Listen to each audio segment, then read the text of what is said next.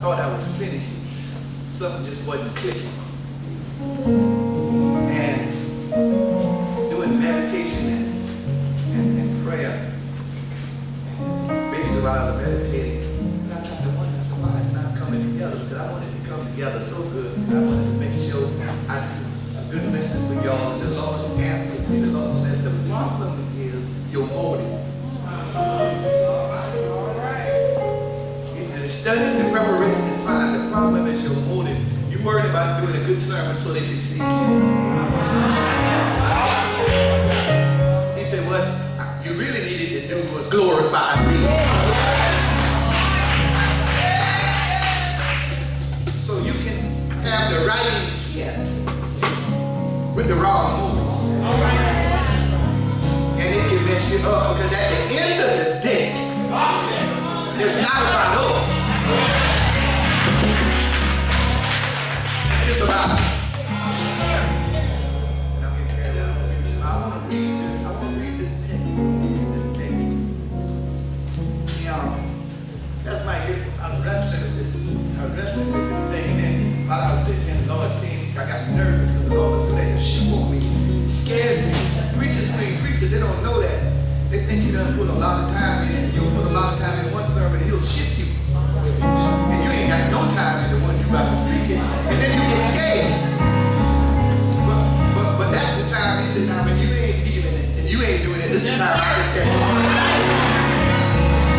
So being scared sometimes is not a bad thing. But I was going to share with you from the book of Genesis, from chapter 39, know your place, but I'm not going to be able to do it.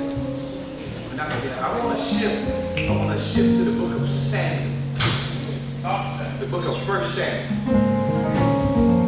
That's the latter one. I know you'll appreciate this. The book of 1 Samuel, chapter 1. And I just want to lift two verses. A lot of times when we read these verses, they seem insignificant, but the Word of God is never insignificant. Book of 1 Samuel, chapter 1.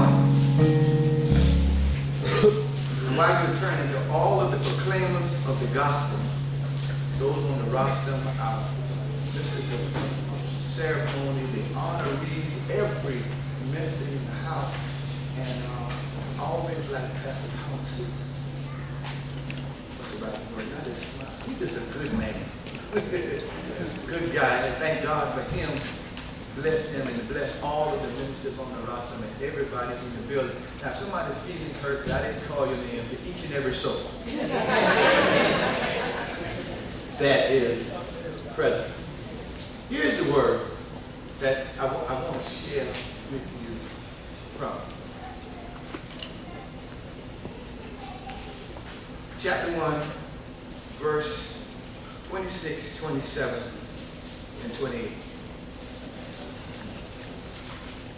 Pastor Mike and co-pastor Mike, I'm going to attempt to do an analogy, but I want to live in these scriptures. Reading from the King James, but I have a parallel Bible, and I'm going to quote some from the Amplified with the preaching. Verse 26 reads, and she said, O my Lord, as thy soul liveth, my Lord, I am the woman that stood by thee here, praying unto the Lord. For this child I prayed, semicolon, and the Lord hath given me my petition, which I asked of him. Therefore also have I lent him to the Lord. As long as he liveth, he shall be lent to the Lord. And he worshiped the Lord there. 28 in the Amplified, though, makes it clear. 28 says, therefore I was given unto him, therefore I give unto him to the Lord, as long as he liveth, he is given unto the Lord, And it says, and they worshiped. Not he. And they worshiped the Lord there. That's why I just want to say to you and co-pastor and Pastor Clark and some of the others know this. I want to use for a subject, and y'all can turn to somebody and say this if you want. I want to use for the subject. After the baby is born. After the baby is born. I see you, Reverend. I see you. Preach, sir. After